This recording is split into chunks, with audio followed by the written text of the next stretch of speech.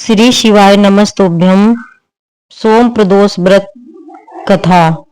पौराणिक कथा के अनुसार एक समय एक नगर में एक ब्राह्मणी रहा करती थी। उसके पति का स्वर्गवास हो गया था। अब उसका सहारा उसका इकलौता पुत्र ही था, जिसके साथ वह सुबह से भी भिक्षा मांगने के लिए निकल पड़ती थी। इस तरह दिन भर भिक्षा में मिले हुए अन्न से ही वह अपना और अपने पुत्र का पेट पालती थी। एक दिन घर वापस आते समय ब्राह्मणी को एक बालक घायल अवस्था में मिला। ब्राह्मणी को उस पर दया आ गई और उसे वह अपने घर ले आई। वह लड़का विदर्भ देश का राजकुमार था। शत्रु सैनिकों ने उसके राज्य पर आक्रमण कर लिया था और उसके पिता को बंदी बनाकर उसके राज्य पर अधिकार कर लिया था। इसीलिए वह बालक मारा मारा फिर रहा था। राजकुमार अब ब्राह्मणी और उसके पुत्र के साथ उनके घर में ही रहने लगा और उनके पुत्र की तरह ही पलने और बढ़ने लगा। एक दिन वह ब्राह्मणी अपने पुत्र के साथ राजकुमार को लेकर भिक्षा मांगने के लिए गई हुई थी। वहीं पर अंशुमन नाम की एक कन्या ने राजकुमार को देखा और फिर मोहित हो गई। अपने अगले दिन वह अपने माता पिता को राजकुमार से मिलवाने के लिए लेकर आई और कुछ दिन के बाद अंशुम के माता पिता को भगवान शंकर ने स्वप्न में आदेश दिया कि राजकुमार और अंशुम का विवाह कर दिया जाए।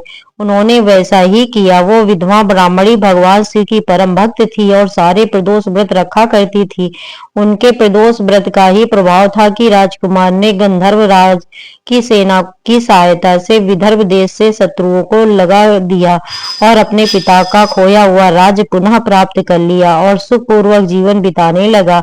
राजकुमार ने ब्राह्मणी के पुत्र को अपना मंत्री बना लिया। ब्राह्मणी के प्रदोष व्रत के कारण भगवान शंकर की कृपा से जैसे राजकुमार और ब्राह्मणी पुत्र के दिन सुधर गए, वैसे ही भगवान शंकर अपने हर भक्तों पर कृपा बनाए रखते हैं और सबके दिन संवारते हैं।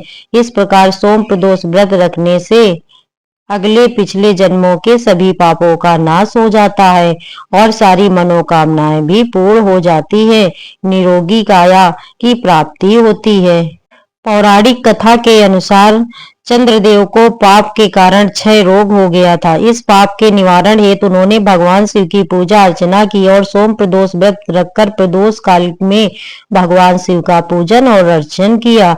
जैसा विश्वास है कि प्रदोष काल के समय भगवान शिव बहुत ही प्रसन्न मुद्रा में होते हैं और इस समय की गई पूजा पाठ को बहुत जल्दी स्वीकार कर लेते हैं। अपने भक्तों की झोलियां खुशियों से भर देते हैं, उनकी सभी अधूरी मनोकामनाएं पूर्ण कर देते हैं। यही कारण है कि किसी भी प्रदोष व्रत में प्रदोष काल में भगवान शिव की पूजा करने का विधि विधान है। पौराणिक कथा के अनुसार एक बार चित्रभान नामक एक शिकारी था। पशुओं की हत्या करके वह अपने परिवार को पालता था। एक बार वह एक साहूकार का ऋणी बन गया, लेकिन ऋण समय पर ना चुका सकने पर क्रोधित साहूकार ने उसको शिव मठ में बंदी बना लिया। जिस दिन बंदी बनाया संयोग से उस दिन शिवरात्रि थी। बंदी रहते हुए वह शिकारी मठ में शिव संबंधी धार्मिक बातें सुनाता रहता। उसने शिवरात्रि व्रत की कथा भी सुनी। संध्या होने पर साहूकार ने उसे बुलाया और ऋण चुकाने के लिए पूछा। तब शिकारी ने अगले दिन सारा ऋण चुका देने का वचन दिया। साहूकार ने उसकी बात मान ली और उसे छोड़ दिया। शिकारी जंगल में शिकार करने के लिए निकला, लेकिन दिन भर बंदी गृह में रहने के कारण वह भूखा और प्यासा अति व्याकुल था। सूर्यास्त होने पर वह एक जलाशय के पास गया और वहीं घाट के किनारे एक पेड़ पर थोड़ा सा जल पीने के लिए लेकर चढ़ गया, क्योंकि उसे पूरा विश्वास था, उम्मीद थी कि कोई न कोई जानवर अपनी प्यास बुझाने के लिए यहाँ जरूर आएगा। जिस पेड़ पर वह चढ़ा वह बेलपत्र का पेड़ था और उसी पेड़ के नीचे शिवलिंग थी, जो कि उस समय सूखे बेल पत्रों से ढके होने के कारण दिखाई नहीं दे रहा था। शिकारी को भी इस बात का पता नहीं चला। वह भूख और प्यास से थका हुआ था तो उसी मचान पर बैठ गया। मचान बनाते समय उसने जो टहनियां तोड़ी वह संयोग से शिवलिंग पर जाकर गिर गई। इस प्रकार दिन भर भूखे प्यासे शिकारी का व्रत भी हो गया और शिवलिंग पर अनायास उससे बेलपत्र भी चढ़ गई। एक पहर रात बीत जाने पर एक गर्भिणी हिरनी तालाब पर पानी पीने पहुंची। शिकारी ने धनुष पर तीर चढ़ाकर जैसे उसकी प्रत्यंचा खींची कि उसके हाथ के थक्के से कुछ पत्ते और थोड़े से जल की कुछ बूंदें भी नीचे शिवलिंग पर गिर गईं और अनजाने में ही शिकारी के पहले पैर की पूजा भी हो गई। और गर्भिणी हिरनी कहने लगी, हे शिकारी, मैं गर्भिणी हूँ, शीघ्र ही बच्चे को जन्म देने वाली हूँ। तुम एक साथ दो जीवों की हत्या करोगे तो बिल्कुल ठीक नहीं है। मैं बच्चे को जन्म देकर जल्दी ही तुम्हारे सामने आ जाऊंगी, तब तुम मुझे मार लेना। सुनकर शिकारी को उस पर दया आ गई और उसने अपने धनुष की प्रत्यंचा ढीली कर दी। देखते ही देखते वह हिरनी जंगली झाड़ियों में गायब हो गई। कुछ ही देर बाद एक और हिरनी उधर से आ निकली। शिकारी की प्रसन्नता का ठिकाना नहीं रहा। पास आने दो जीवों की हत्या करोगे तो बिल्कुल ठीक नहीं है। मैं बच्चे को जन्म देकर जल्दी ही तुम्हारे सामने आ जाऊंगी, तब तुम मुझे मार लेना। सुनकर शिकारी को उस पर दया आ गई और उसने अपने धनुष की प्रत्यंचा ढीली कर दी। देखते ही देखते वह हिरनी जंगली झाड़ियों में गायब हो गई। कुछ ही देर बाद एक और हिरनी उधर से आ निकली। शिकारी की प्रसन्नता का ठिकाना नहीं रहा। पास आने पर उसने फिर से धनुष पर अपना बाण चढ़ाया। कुछ बेलपत्र फिर से नीचे शिवलिंग पर जा गिरे और अनायास इस प्रकार शिकारी की दूसरे पहर की पूजा भी संपन्न हो गई।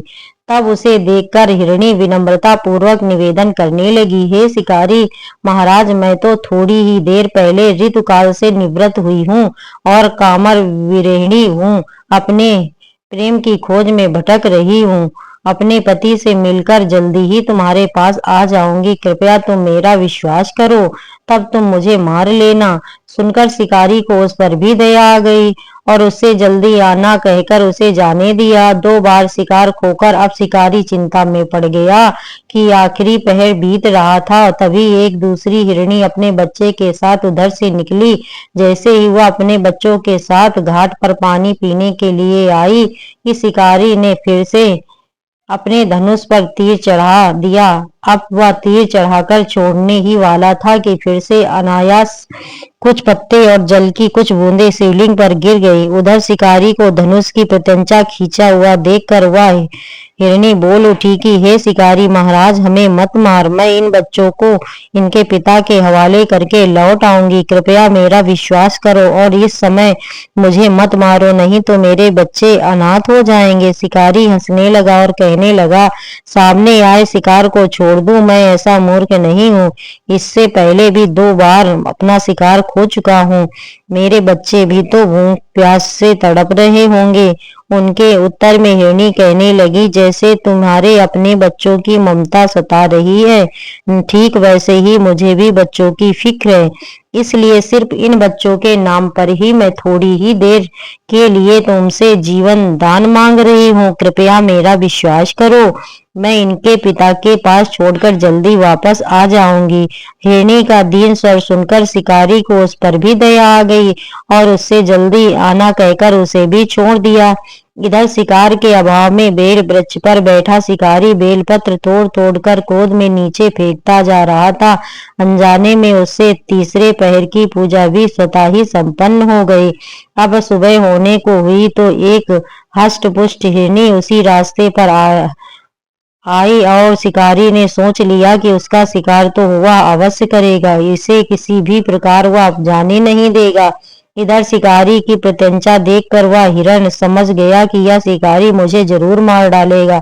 फिर भी उसने विनती करते हुए कहा, भाई, अगर तुमने मुझसे पहले आने वाली 3 शर्त और उसके साथ छोटे छोटे बच्चों को भी मार डाला, तब तो तुम मुझे मारने में भी बिल्कुल देर मत करो, ताकि मुझे उनके वियोग में एक क्षण भी दुख न सहना पड़े, क्योंकि मैं उस हृदय दुखी पति हूँ। और अगर तुमने उन्हें जीवन दान दिया है तो मुझे भी कुछ क्षणिक का जीवन दान देने की कृपा करो।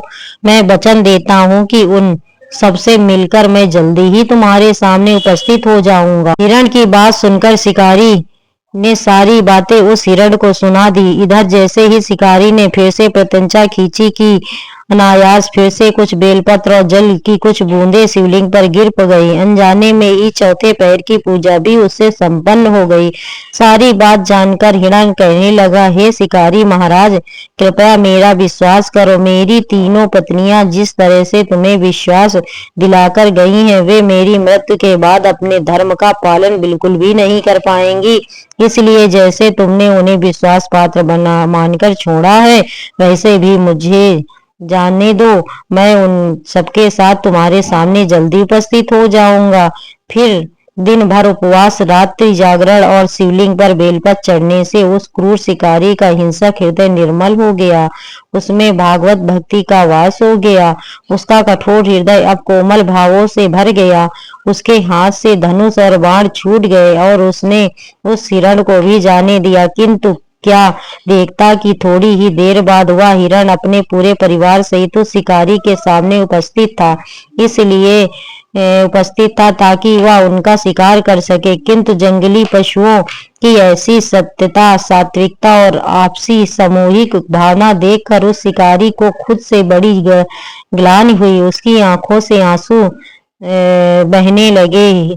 उस हिरण परिवार को न मारकर शिकारी ने अपने कठोर हृदय को जीव हिंसा से हटा लिया, सदा के लिए कोमल और दयालु बना लिया था। उधर देवलोक से समस्त देवतागण भी इस घटना को देख रहे थे। उसके ऐसा करने पर भगवान शंकर ने प्रसन्न होकर तत्काल ही उससे अपने दिव्य स्वरूप का दर्शन करवाया और उसे सुख समृद्धि का आशीर्वाद देकर कुछ मांगने गूढ़ नाम प्रदान किया। वह या वही गू था जिसके साथ भगवान श्री राम ने मित्रता की थी। यह भी मासिक शिवरात्रि व्रत कथा। सभी मिलकर प्रेम से बोलिए, भोले शंकर भगवान की जय। जो भक्त माघ मास के पवित्र संगम पर स्नान करता है और इस समय कुंभ स्नान का पावन पर्व भी चल रहा है, जो भक्त कुंभ स्नान ना कर पाए हों, वह आज इस कथा के माध्यम से घर बैठे ही कुंभ स्नान का पुण्य भी प्राप्त कर सकते हैं। कुंभ स्नान का पावन पर्व चल रहा है।